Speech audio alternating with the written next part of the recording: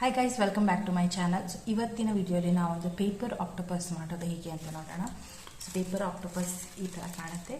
So let's get started the video.